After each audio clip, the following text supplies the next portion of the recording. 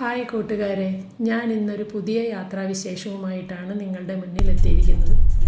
വിസ്മയ നഗരം, സഞ്ചാരികളുടെ പറദീസ എന്നെല്ലാം പറയപ്പെടാവുന്ന ലോകത്തിലെ ഏറ്റവും പ്രധാന വ്യാപാര ടൂറിസം കേന്ദ്രങ്ങളിലൊന്നായ ദുബായ് നഗരത്തിലേക്കാണ് ഇന്നത്തെ നമ്മുടെ യാത്ര. അടുത്ത കാലത്തായി ചില വൻ നിർമ്മിതികൾ കൊണ്ട് ദുബായ് ലോക ജനശ്രദ്ധയാകെ പിടിച്ചുപറ്റി.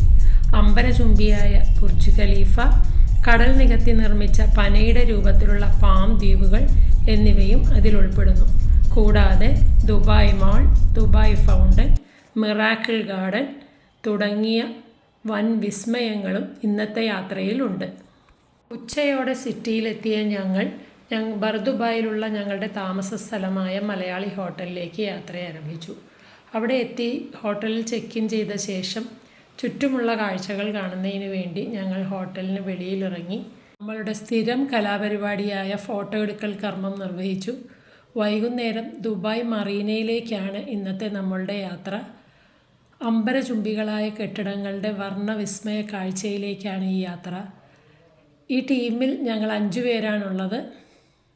ഞങ്ങൾ 3 പേരും, മോനുൾപ്പെടെ 3 പേരും, ചേട്ടനും ചേച്ചിയും ഉൾപ്പെടെ 5 പേരുടെ യാത്രാ സംഘമാണ് ഇതിലുള്ളത്. ഇവിടുത്തെ പ്രധാന ആകർഷണം ദുബായ് നഗരത്തിൻ്റെ ആകാശ കാഴ്ചകൾ, സ്കൈലൈൻ വ്യൂ തന്നെയാണ്. തിളങ്ങുന്ന പ്രകാശത്തിൽ മുങ്ങിക്കുളിച്ച് നിൽക്കുന്ന ആകാശം മുട്ടയുള്ള കെട്ടിടങ്ങൾ ദുബായ് നഗരത്തിൻ്റെ പ്രൗഢി എടുത്തു കാണിക്കുന്നു. ഇതൊരു ക്രൂയിസ് യാത്രയാണ്. പല ദേശങ്ങളിൽ നിന്നുള്ള പല ഭാഷകൾ സംസാരിക്കുന്ന ആളുകളോടൊപ്പം സംഗീത പശ്ചാത്തലത്തിൽ നനുത്ത കടൽക്കാറ്റും ആസ്വദിച്ച് ഭക്ഷണവും കഴിച്ചുകൊണ്ടുള്ള നഗരത്തിൻ്റെ രാത്രി കാഴ്ചകൾ നമുക്ക് വേറിട്ടൊരു യാത്രാനുഭവമാണ് സമ്മാനിക്കുന്നത്. ഈ യാത്രയിൽ നമ്മൾ കാണുന്നത് ആകാശഗോപുരങ്ങളായ മറീന ടോർച്ച്, പ്രിൻസസ് ടവർ, ആഡംബര ഹോട്ടലുകൾ, മറീന വാക്ക് വേ, റെസ്റ്റോറൻറ്റ്സ്, കഫേ എന്നിവയെല്ലാമാണ്.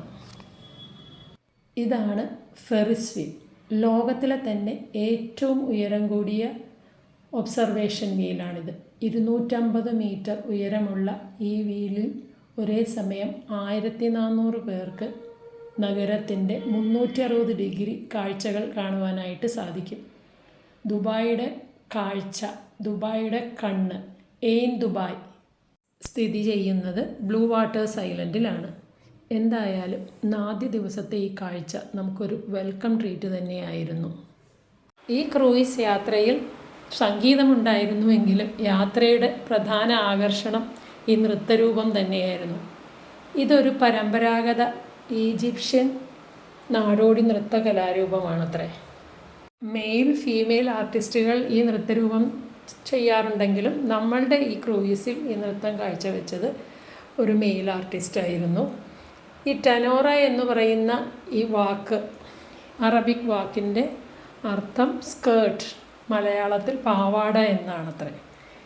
ഇത് വിവിധ വർണ്ണങ്ങളിലുള്ള മൾട്ടി ലെയേർഡായിട്ടുള്ള വളരെയധികം ഞൊറികളുള്ള ഈ പാവാട തന്നെയാണ് ഈ നൃത്തത്തിൻ്റെ പ്രധാന പ്രത്യേകതയും. പാട്ടിൻ്റെ താളത്തിനൊപ്പം തപ്പും തകിലുമൊക്കെ ഉപയോഗിച്ചുകൊണ്ട് നൃത്തച്ചുവടുകൾ വെച്ച് കറങ്ങിക്കൊണ്ടുള്ള ഈ നൃത്തം കണ്ടിരിക്കുന്ന നമ്മളുടെ തല കറങ്ങുന്ന രീതിയിലാണ്. പക്ഷേ ഇവർ വളരെ ഭംഗിയായി ഇത് അവതരിപ്പിക്കുന്നു. ഒരു 10-20 മിനിറ്റോളം ഈ നൃത്തം തുടർച്ചയായിട്ട് ഇവർ അവതരിപ്പിക്കുന്നുണ്ട്. ഇനിയുള്ളൊരു പ്രത്യേകത, ഈ വസ്ത്രങ്ങളിൽ LED ലൈറ്റ് എന്തോ പിടിപ്പിച്ചിട്ടുണ്ടെന്ന് തോന്നുന്നു. ഷിപ്പിലെ ലൈറ്റ് ഓഫാകുന്ന സമയത്ത് ഈ വസ്ത്രങ്ങളെല്ലാം തിളങ്ങാനായിട്ട് ആരംഭിക്കും. പല വർണ്ണങ്ങളിൽ തിളങ്ങുന്ന വസ്ത്രവും ധരിച്ചുകൊണ്ടുള്ള ഈ നൃത്തം കാണേണ്ട ഒരു കാഴ്ച തന്നെയാണ്. ഈ പാട്ടിൻ്റെ അർത്ഥമൊന്നും നമുക്ക് മനസ്സിലായില്ലെങ്കിലും കുറച്ച് സമയം കഴിയുമ്പോൾ ഇട്ടിരിക്കുന്ന ചില വസ്ത്രഭാഗങ്ങൾ കൊണ്ട് കുട്ടിയുടെ രൂപത്തിൽ പാവ പോലെയൊക്കെ ഉണ്ടാക്കി അമ്മ കുഞ്ഞിനെ സാന്ത്വനിപ്പിക്കുന്ന രീതിയിൽ ഒക്കെ ഈ നൃത്തം അരങ്ങേറുന്നുണ്ട്.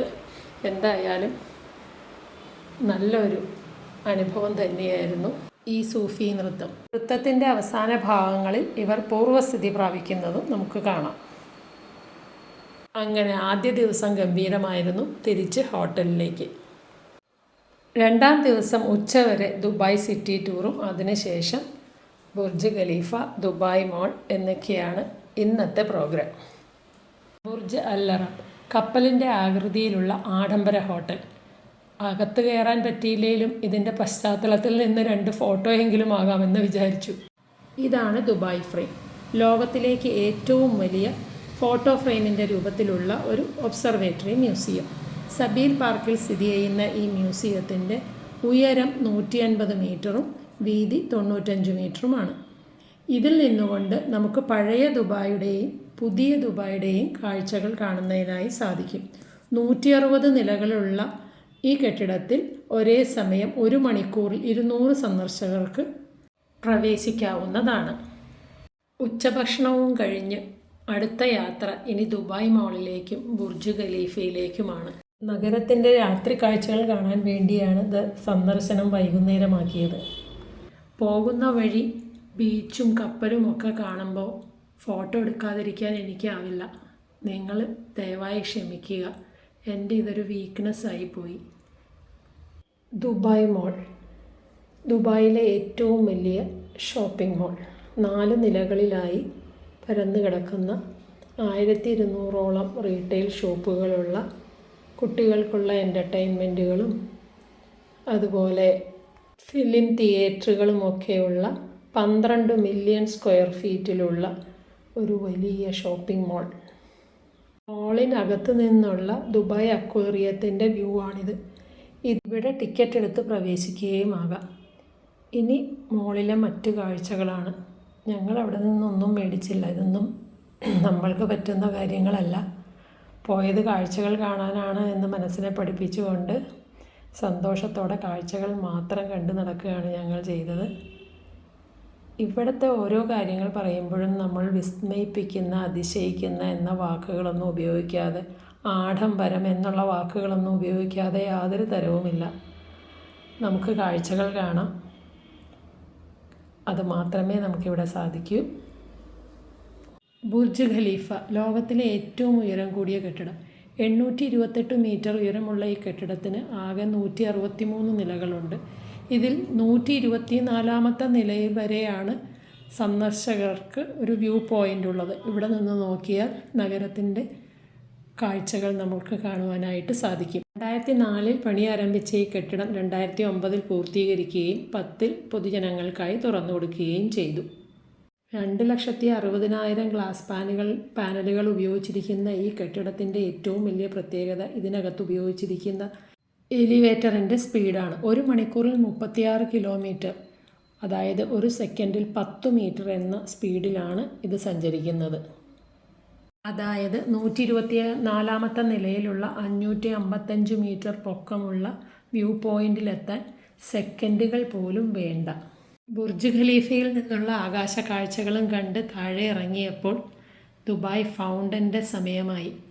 ഇത് വൈകുന്നേരങ്ങളിൽ 6 മുതൽ 11 മണി വരെ അരമണിക്കൂർ വീതമുള്ള ഇൻ്റർവെല്ലുകളിൽ പ്രവർത്തിക്കുന്നതായിട്ടാണ് അറിയാൻ സാധിച്ചത്. പകലും ഇത് പ്രവർത്തിക്കുന്നുണ്ടെന്ന് തോന്നുന്നു.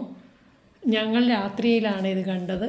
എന്തായാലും ഇതൊരു വളരെ വിശേഷിപ്പിക്കുന്ന ഒരു കാഴ്ച തന്നെയാണ്. അവിടെ പ്ലേ ചെയ്യുന്ന ആ പാട്ടിനനുസരിച്ച് ഈ ഫൗണ്ടനിലെ ജലധാര നൃത്തം വയ്ക്കുന്നത് പോലെ നമുക്ക് തോന്നും.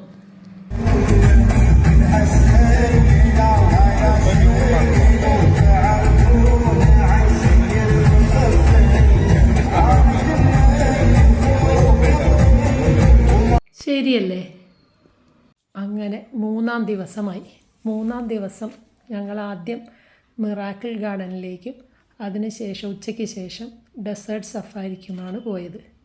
മിറാക്കിൾ ഗാർഡൻ ലോകത്തിലെ ഏറ്റവും വലിയ നാച്ചുറൽ ഫ്ലവർ ഗാർഡൻ എന്നാണ് പറയുന്നത്. 50 മില്യണിലധികം പൂക്കൾ കൊണ്ടുള്ള പല ആകൃതിയിലും പല മൃഗങ്ങളുടെയും പൂക്കൂടകളുടെയും ഒക്കെ രൂപത്തിൽ ഉണ്ടാക്കി വച്ചിരിക്കുന്ന ഈ മാൻമെയ്ഡ് ഗാർഡൻ വളരെ ഒരു വിസ്മയ ഗാർഡൻ തന്നെയാണ്. അതുകൊണ്ടാണ് അതിന് മിറാക്കിൾ ഗാർഡൻ എന്ന പേര് വന്നതായിരിക്കാം. ഈ പൂന്തോട്ടം 2013 വാലന്റൈൻസ് ഡേക്കാണ് ജനങ്ങൾക്കായി തുറന്നു കൊടുത്തത്. ഏറ്റവും ചൂട് കൂടിയ സമയമായ മെയ് പകുതി മുതൽ ഈ പൂന്തോട്ടം അടച്ചിടുന്നതായിട്ടാണ് അറിയാൻ സാധിച്ചത്. ഞങ്ങൾ ഏപ്രിലാണ് എത്തിയത്. അതുകൊണ്ട് ഇതിൻ്റെ കാഴ്ചകൾ കാണാനായി സാധിച്ചു. 3 വേൾഡ് ഗിന്നസ് റെക്കോർഡ്സ് ഈ പൂന്തോട്ടത്തിന് ലഭിച്ചിട്ടുണ്ടത്രേ. 1 ഏറ്റവും വലിയ വെർട്ടിക്കൽ ഗാർഡൻ, 2 എയർബസ് A380യുടെ മാതൃകയിൽ പൂക്കൾ കൊണ്ടുണ്ടാക്കിയ ഒരു സ്ട്രക്ചർ ഇവിടെയുണ്ട് അതിന്, 3 ലോകത്തിലെ ഏറ്റവും വലിയ ഫ്ലവർ വാൾ, നീളം കൂടിയ ഫ്ലവർ വാൾ എന്നുള്ള 3 ബഹുമതികളാണ് ഈ പൂന്തോട്ടത്തിന് ലഭിച്ചിട്ടുള്ളത്. എന്തായാലും മിറാക്കിൾ ഗാർഡൻ തന്നെ കാണേണ്ട കാഴ്ച, മനസ്സിന് സന്തോഷം തരുന്ന കാഴ്ച. ഏറ്റവും പ്രധാനപ്പെട്ട ഒന്നായി ഈ മിറാക്കിൾ ഗാർഡൻ ഈ യാത്രയിൽ എനിക്ക് അനുഭവപ്പെട്ടു. അത്ര വിസ്മയ കാഴ്ചകളാണ് നമുക്കിവിടെ നിന്നും കാണാനായി സാധിച്ചത്. വിവിധ ഇനം പെറ്റൂണികളുടെ ഒരു മാസ്മരിക ലോകമായി എനിക്കിതിന് അനുഭവപ്പെട്ടു. അടുത്തതായി ഉച്ചയൂണിന് ശേഷം മരുഭൂമിയിലേക്കാണ് പോയത്. ഇത് ദുബായിലുള്ള ഏറ്റവും കൂടുതൽ ചുവന്ന മണ്ണുള്ള ലഹ്ബാബ് എന്ന് പറയുന്ന ഒരു മരുഭൂമിയാണെന്നാണ് അറിയാൻ കഴിഞ്ഞത്. ഇവിടെ ഈ മരുഭൂമിയിലെ യാത്ര കൂടാതെ നമുക്ക് ഒട്ടക സവാരിയും അതുപോലെ ലാൻഡ് ക്രൂയിസറിൽ 30 മിനിറ്റുള്ളൊരു റൈഡും ചെറിയ ബൈക്ക് സവാരികളും ബെല്ലി ഡാൻസും ഫയർ ഷോയും അതുപോലെ വെജിറ്റേറിയൻ നോൺ വെജിറ്റേറിയൻ ഒരു ബഫേ ലഞ്ചുമൊക്കെ അടങ്ങിയ ഒരു കംപ്ലീറ്റ് പാക്കേജാണ് ഈ ഡെസേർട്ട് സഫാരിയിൽ നമുക്ക് ഇവർ തരുന്നത്. ഇത് ഒട്ടക സവാരിയൊക്കെ നമുക്ക് വളരെ പ്രത്യേകതയുള്ളതായിട്ട് തോന്നി. ഇത്രയും ഉയരമുള്ളൊരു മൃഗത്തിൽ നിന്ന് താഴേക്ക് ഇറങ്ങുന്ന സമയത്ത്, അത് നിർത്തുന്ന സമയത്ത് മിക്കവാറും നമ്മുടെ നടുകുളുക്കുന്നൊരു രീതിയാണ്. പിടിച്ചിരുന്നില്ലെങ്കിൽ ആകെ പ്രശ്നമാകും. എന്തായാലും ഈ യാത്ര ഞങ്ങൾ ആസ്വദിച്ചു, വളരെ സന്തോഷകരമായിരുന്നു. പിന്നെ ക്രൂയിസിലുള്ള യാത്രകളുടെയൊന്നും വീഡിയോ നമുക്കെടുക്കാനായിട്ട് സാധിച്ചില്ല. അതുപോലെ ബെല്ലി ഡാൻസൊക്കെ അതൊന്നും നമ്മളിതിൽ ഉൾപ്പെടുത്തിയിട്ടില്ല. യാത്ര എന്തായാലും വളരെ ഭംഗിയായിരുന്നു. ഏകദേശം നമ്മളുടെ മൂന്നാമത്തെ ദിവസത്തെ യാത്രയും ഇവിടെ അവസാനിക്കുകയാണ്. ബുഫേ ലഞ്ചെന്നാണ് ഞാൻ പറഞ്ഞത്, ലഞ്ചല്ല ഡിന്നറാണ്. അതുപോലെ ക്രൂയിസിലുള്ള സവാരി എന്ന് പറയുന്നത് ലാൻഡ് ക്രൂയിസിൽ ഈ മണ്ണിലൂടെയുള്ള യാത്രയുമാണ് ഉദ്ദേശിച്ചത്. 4-ാം ദിവസം അബുദാബിയിലേക്കായിരുന്നു യാത്ര. അവിടെ ഗ്രാൻഡ് മോസ്കും അബുദാബി സിറ്റി ടൂറും ഒക്കെയാണ് അതിൽ ഉൾപ്പെടുത്തിയിരുന്നത്. അതിനിടയിൽ ദുബായ് മ്യൂസിയവും അതുപോലെ ഗ്ലോബൽ വില്ലേജും ഒക്കെ ഉണ്ടായിരുന്നു. അതിൻ്റെ ഒന്നും ഫോട്ടോസ് ഇപ്പോൾ എൻ്റെ കയ്യിലില്ലെന്ന് തോന്നുന്നു. അതൊന്നും ഇതിൽ ഉൾപ്പെടുത്താൻ സാധിച്ചില്ല. ഇനി അവസാന ദിവസമായി 4-ാം ദിവസമായി അബുദാബി യാത്രയും കഴിഞ്ഞ് തൊട്ടടുത്ത ദിവസം നമ്മൾ തിരിച്ച് നാട്ടിലേക്ക് പോരുകയാണ് ഉണ്ടായത്. ഗ്രാൻഡ് മോസ്കിൻ്റെ വിശേഷങ്ങളാണ് ഇനി പറയാനുള്ളത്. ഷെയ്ഖ് സയ്യിദ് ഗ്രാൻഡ് മോസ്ക് അബുദാബിയിലാണ് സ്ഥിതി ചെയ്യുന്നത്. ഇതിൻ്റെ പ്രവർത്തന സമയം കാലത്തെ 9 മണി മുതൽ രാത്രി 10 മണി വരെയാണ്. ഞങ്ങളതുകൊണ്ട് ഏകദേശം 9-9:30 എത്തിച്ചേരാൻ പാകത്തിനാണ് അവിടെ അബുദാബിയിലെത്തിയത്.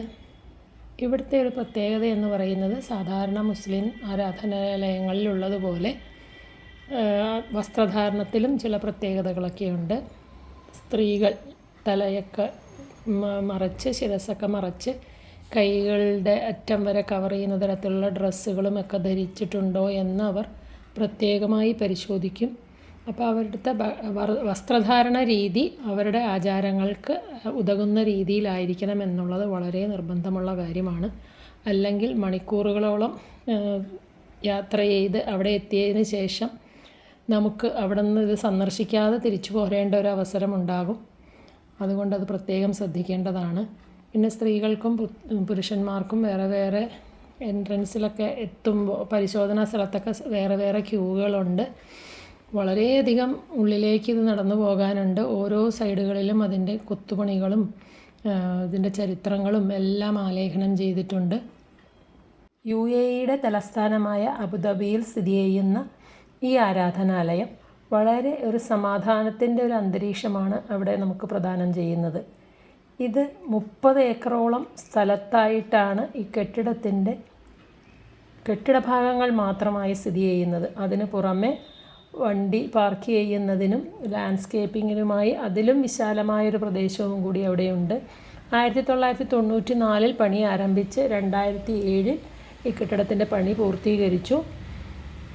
420 മീറ്റർ നീളവും 290 മീറ്റർ വീതിയുമുള്ള 82ഓളം ഡോമുകൾ, 7 വ്യത്യസ്ത വലിപ്പത്തിലുള്ള 82ഓളം ഡോമുകളും അടങ്ങിയ ഒരു ആരാധനാലയമാണിത്.